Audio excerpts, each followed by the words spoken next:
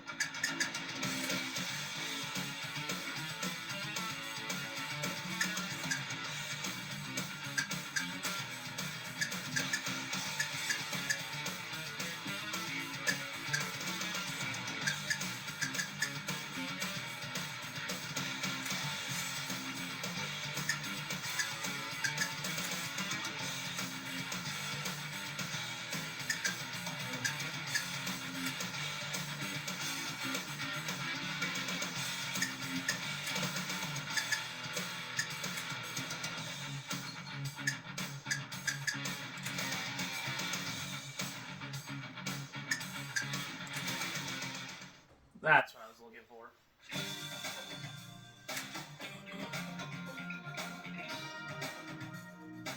A direct descendant of the sharp-edged Countach that practically coined the term exotic, the Lamborghini Diablo retains the mid-mounted 4-cam V12, swing-up doors, and all the excitement of the original in a more rounded, smoothed-over form. Look closely and you'll see slightly larger engine air intakes and brake ducts that are the distinguishing marks of the VT, the all-wheel drive version of the Diablo. Never before has a Lamborghini put its power to the ground so efficiently.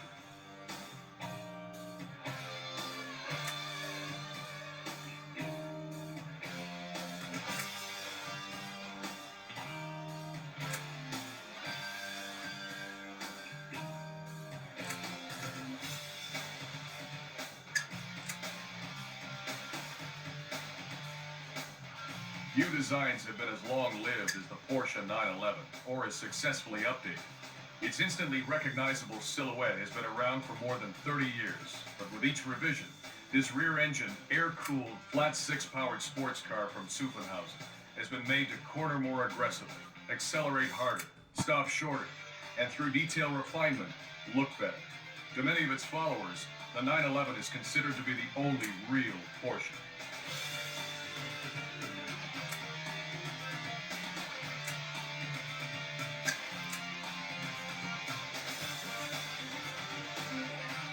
heralded as America's sports car, the ZR1 is the most powerful production Corvette ever made, foregoing the standard pushrod V8 for one with 4 cams, 32 valves, and 405 horsepower.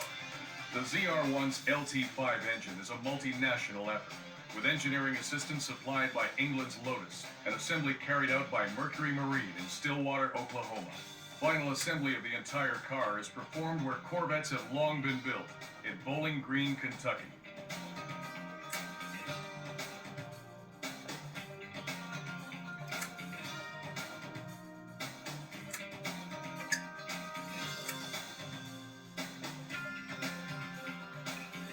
Italian style, beauty, speed, comfort, exclusivity. The Ferrari 512 TR has it in droves. Able to play the roles of high-speed Grand Tourer or sports car equally well, this Ferrari is not at all nervous or high-strung. Its 421 horsepower flat 12 is the epitome of tractability. And one look at those huge body-side ducts lined with the strakes that have graced the Testarossa since 1984 make its mid-engine configuration readily apparent.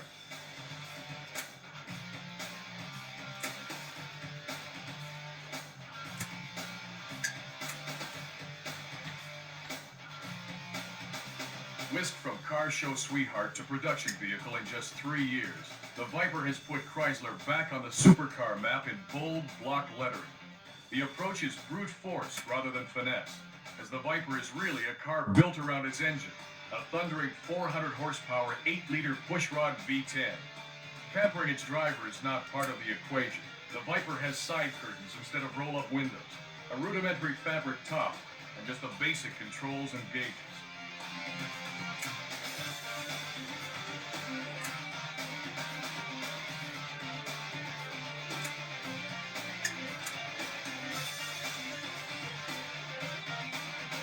Honda shook the automotive world by its lapels in 1991 with the introduction of the NSX, a 168-mile-per-hour exotic with an all-aluminum unit body and a 270-horsepower mid-mounted V6. Not only was it quick, agile, and forgiving to the inexperienced driver, the NSX established a new level of refinement for exotic cars. It's easy to get in and out of. It's quiet at cruise. Its trunk will hold 2 golf bags, and its outward vision is superb for a mid-engine car.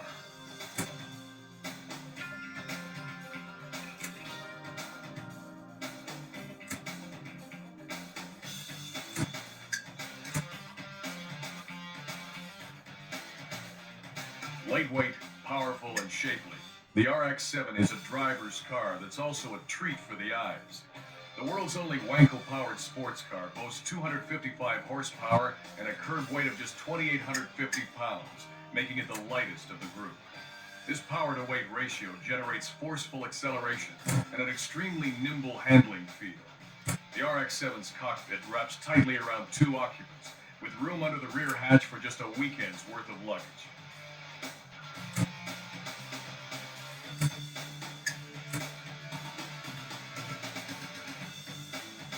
From its enormous front air intakes to the clusters of tiny taillights under a towering F40 style wing, Toyota Supra is a powerful styling statement.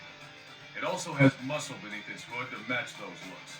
A 3-liter twin-turbo inline-6 engine makes 320 horsepower, which ties it with the Mitsubishi 3000 GT VR4, the most powerful Japanese production sports car made. The Supra's chassis employs no special gimmicks, just the basics for world-class handling.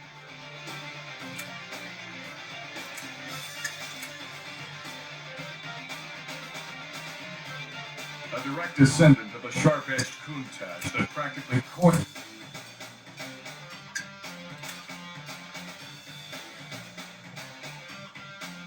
With its all-wheel drive system configured to drive the front wheels only when the rears start spinning, the Diablo VT retains its rear drive character, but with an extra margin of stability.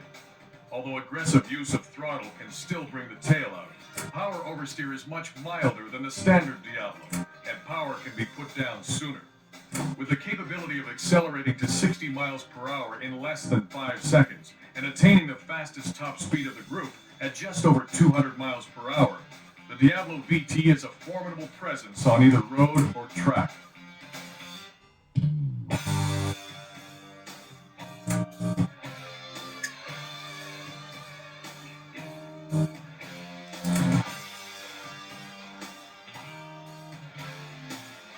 59% of its 3,065 pounds borne by the rear wheels, the 911's tail can still be made to step out by lifting off the throttle or braking under considerable side loading. However, this tendency is much more benign with its improved rear suspension. Where this rear weight bias helps out tremendously is in the 911's fantastically powerful braking, effected through huge vented and cross-drilled rotors clamped by racing-bred ABS-assisted calipers. Overall, this car has a great feeling of precision and finesse.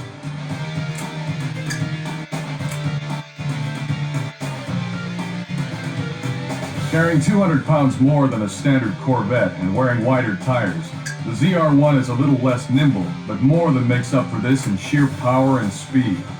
The ZR1 attained an honest 178 miles per hour in our latest Road and Track top speed test, which places it a solid third in this group of sports cars. Drag strip launches are uneventful and easily repeatable, making it child's play to get 0 to 60 clockings in the 5-second range all day long. And the big V8's power band is so broad that you seldom have to worry about being in the wrong gear.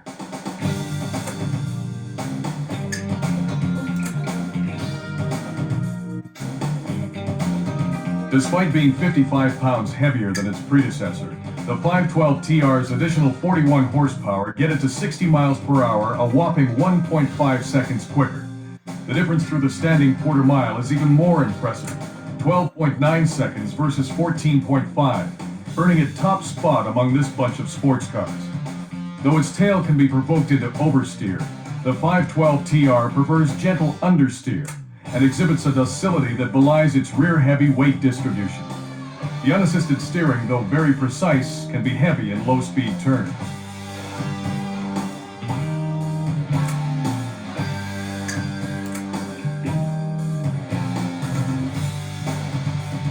With its short wheelbase and an impressive 450 pound-feet of torque, the Viper can feel twitchy when exiting low-speed corners if you're not smooth on the throttle.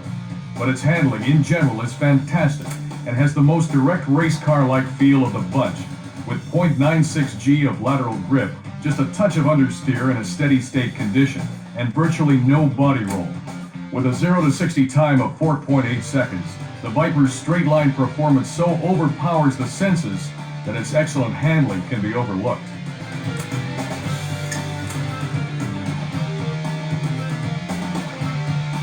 While it may not be the most powerful exotic, the NSX's trim 3,000-pound curb weight makes the most of the power it has got, with 0 to 60 runs of less than 6 seconds as proof.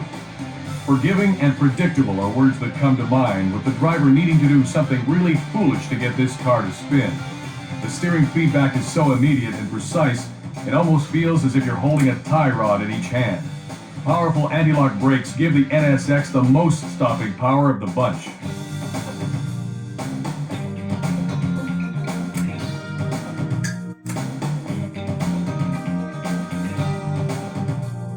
Wheel hop off the line hinders drag strip starts, but once underway, the RX-7 is explosively fast.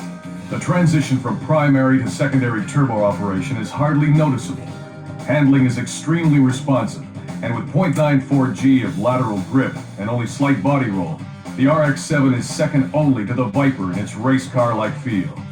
Stopping is equally impressive, with 11.6-inch rotors front and rear, although this ABS-assisted sports car doesn't quite achieve the braking brilliance of the NSX or Porsche.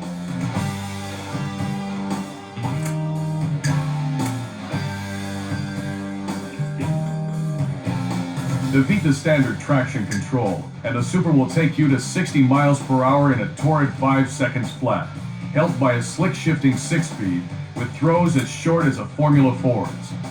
Tremendous grip and extremely predictable handling manners make it easy to extract the most from this chassis, putting it near the top of the group for overall handling and control. But be careful when exiting tight corners. The tail can and will come out under power.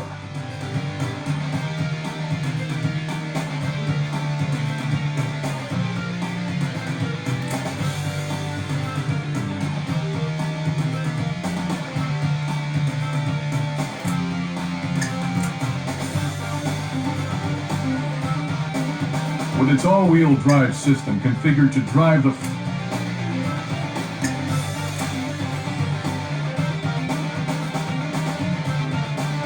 all-wheel drive that incorporates a mid-mounted viscous coupling helps put the VT's monstrous 492 horsepower to the ground.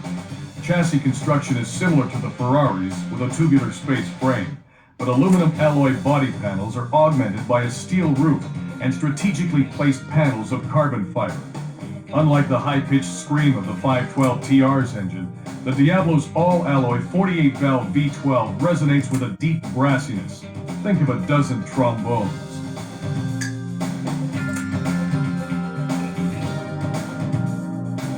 The 911's air-cooled flat-six engine has always been its most intriguing feature, with its belt-driven cooling fan and a crankcase to which bolts 6 individual cylinders and heads.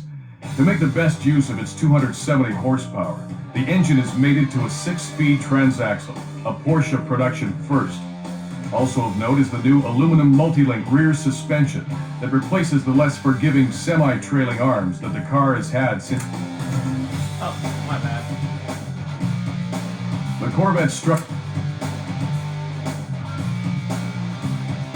The 911's air-cooled flat-six engine has always been its most intriguing feature, with its belt-driven cooling fan and a crankcase to which bolts 6 individual cylinders and heads. To make the best use of its 270 horsepower, the engine is mated to a 6-speed transaxle, a Porsche production first. Also of note is the new aluminum multi-link rear suspension that replaces the less forgiving semi-trailing arms that the car has had since its inception.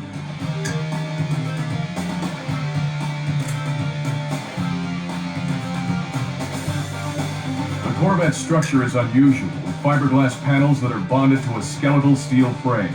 This structure exhibits some flex, which takes away from the feel of precision, but tires, brakes, and suspension geometry are all so good that this is more of a subjective demerit than anything else.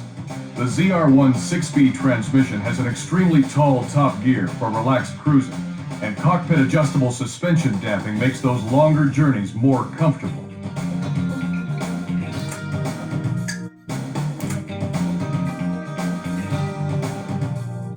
Besides making some of the most glorious mechanical noises on Earth, the 512TR's all-aluminum flat 12 is a thing of beauty, with intake castings that could be displayed at the Louvre. Compared with the Testarossa it replaces, the 512TR has 10% more power, larger 18-inch wheels and tires, a stiffer tubular frame, more precise steering, an improved braking system, and a redesigned interior.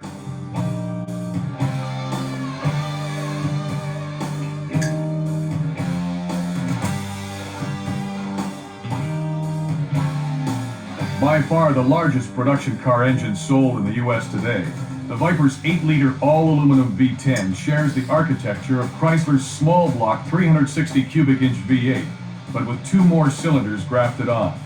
Its exhaust exits through side pipes incorporated into the rocker panels. The Viper's construction follows race car practice, with a square-section tubular steel frame, tubular double wishbone suspension with coil-over shocks and plastic bodywork.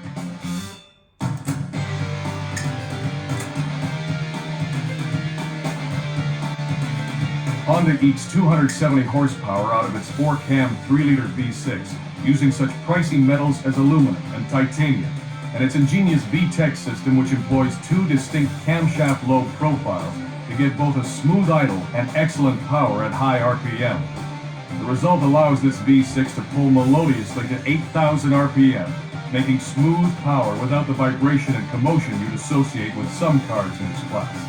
With the exception of a steel crossbeam that supports the steering column, the NSX's structure is composed entirely of aluminum extrusions, stampings, and castings.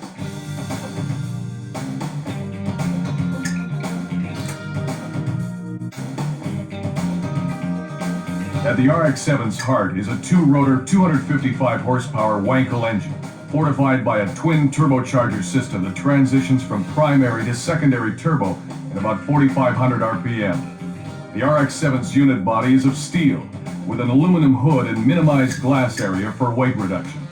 Further use of aluminum is found in the links of the RX-7's 4-wheel independent suspension to lower unsprung weight for improved handling.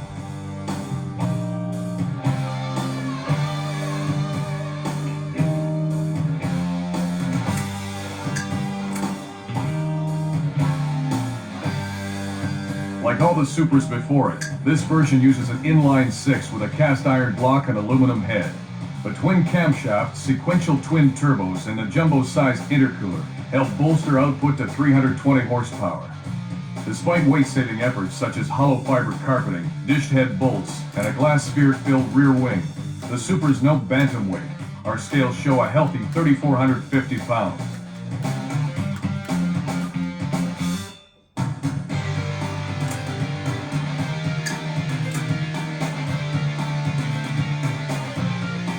All-wheel drive. The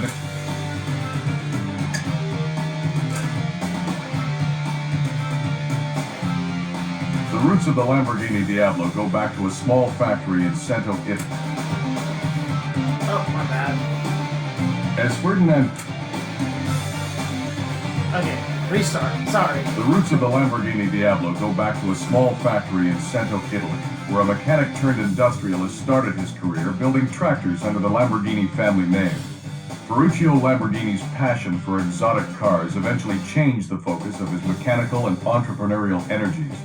And in 1964, the first Lamborghini production car was brought to market.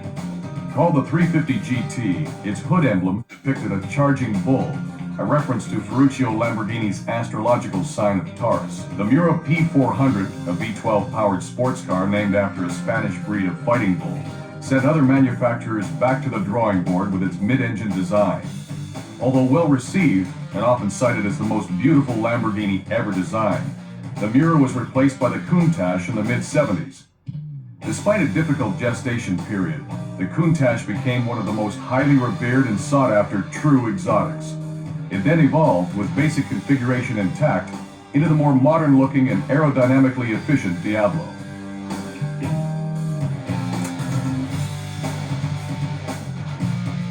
As Ferdinand Porsche was commissioned to design the Volkswagen Beetle well before World War II, it's not surprising that the original Porsche 911 showed aspects of its design, from its rear-mounted air-cooled engine to its torsion bar springs. Making its production debut in 1964, the 911 had a 2-liter flat-six power plant that was essentially a scaled-down version of the 1962 Formula One flat-8 engine. It wasn't until almost a decade later that Porsche introduced its Carrera, an appellation that signified its most powerful model that originated from the grueling Mexican Carrera Panamericana road race. This model became the first Porsche road car whose rear tires were wider than the fronts, and which had a rear spoiler to increase downforce. Although the styling changes to the 911 shape over the years have been subtle, each mechanical revision has improved on its superb performance capabilities, preserving its status as one of the most prestigious sports cars of the last 3 decades.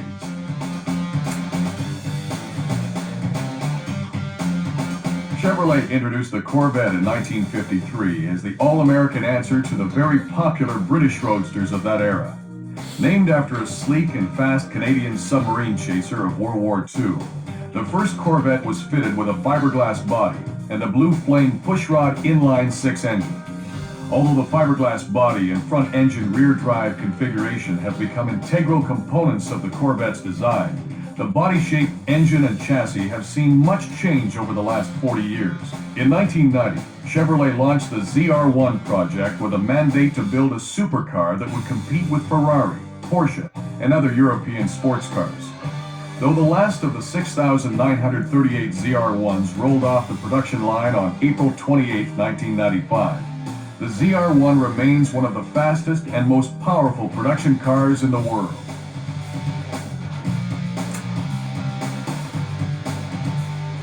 Arguably the most victorious and longest-lasting competitor in automobile racing history, the Ferrari marque owes its success to Enzo Ferrari, the Modenese-born son of a metal shop worker. Along with a small group of close colleagues and talented engineers, Enzo produced sports racing cars that were as beautiful as they were fast.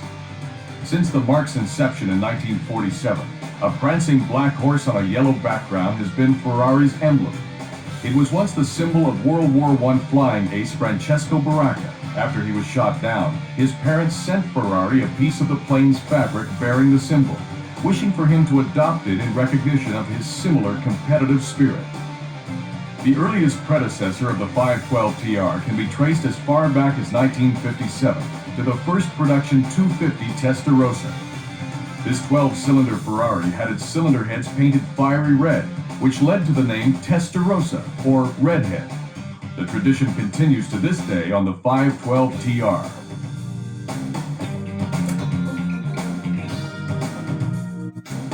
Although claimed by some to be Chrysler's first true two-seat sports car, the Viper is based on the history of sports car designs dating back over 40 years. The first of these was the 1952 Chrysler Hemi-powered Cunningham C2R sports racer, which despite its limited production run, has been cited as the grandfather of the Viper. Perhaps the greatest inspiration came from the legendary Shelby Cobra of the 60s, whose success was based on a formula developed by its creator, Carroll Shelby. He took British-built AC Roadsters and bolted in massive 289 and 427 cubic-inch V8s. In 1991, only 2 years after starting development, Carroll Shelby drove the Viper as the official pace car of the Indy 500. 1 year later, the Viper was rolling off the production line and into the eager hands of enthusiasts.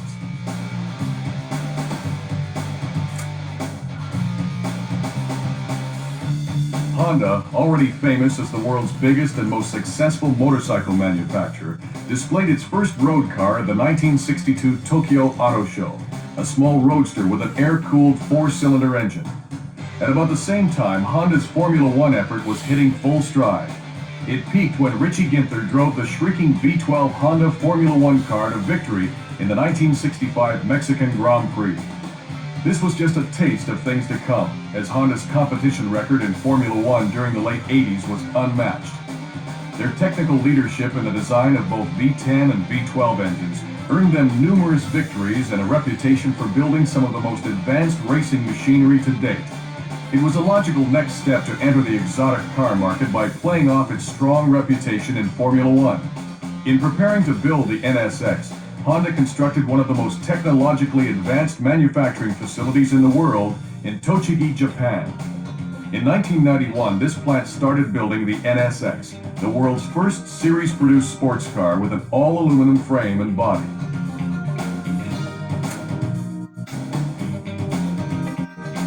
Mazda's introduction of the RX-7 in 1978 was thought by many to be the most significant new sports car since the Datsun 240Z. It was a high-quality, affordable sports car with good performance, reasonable fuel economy, exciting styling, and for a two-seater, generous interior room. It was also the only sports car sold in the North American market powered by a rotary engine. The RX-7's twin-rotor Wankel engine has remained essentially unchanged over the years except for increases in power and the addition of turbochargers. The 1986 through 1992 cars received semi-trailing arm independent rear suspension and a body style criticized for looking too similar to a Porsche 944. However, a radical redesign was delivered by Mazda in 1993 with an entirely new chassis, with the emphasis placed on lightweight and agile handling. Perhaps one of the most attractive cars on the road today, the new RX-7 is considered by many to be an affordable exotic, without the penalties of temperament and price associated with other such cars.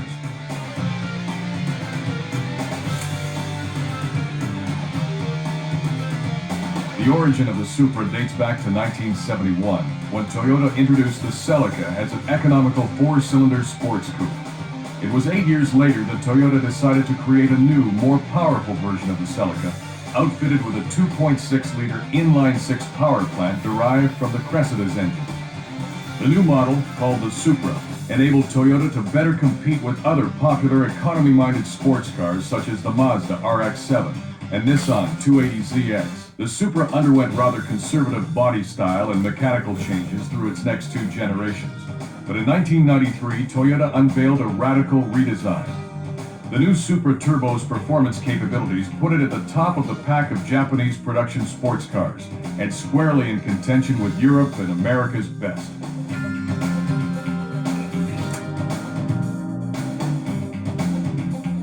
The roots of the Lamborghini.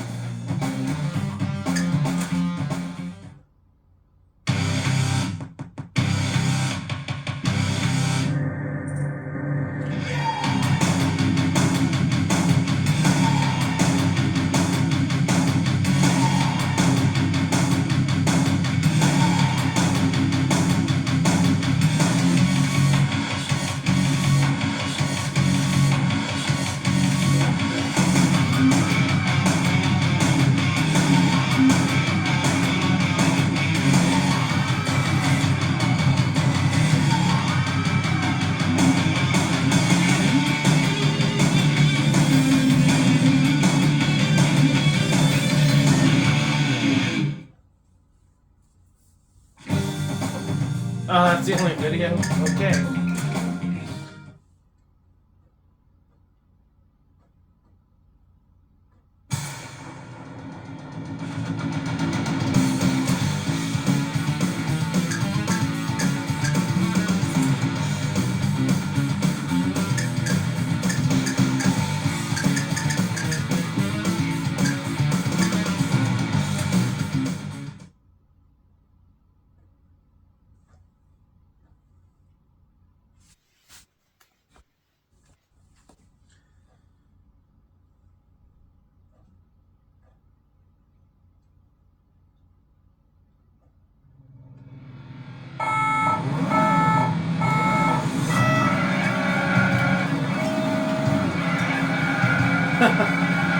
My bad.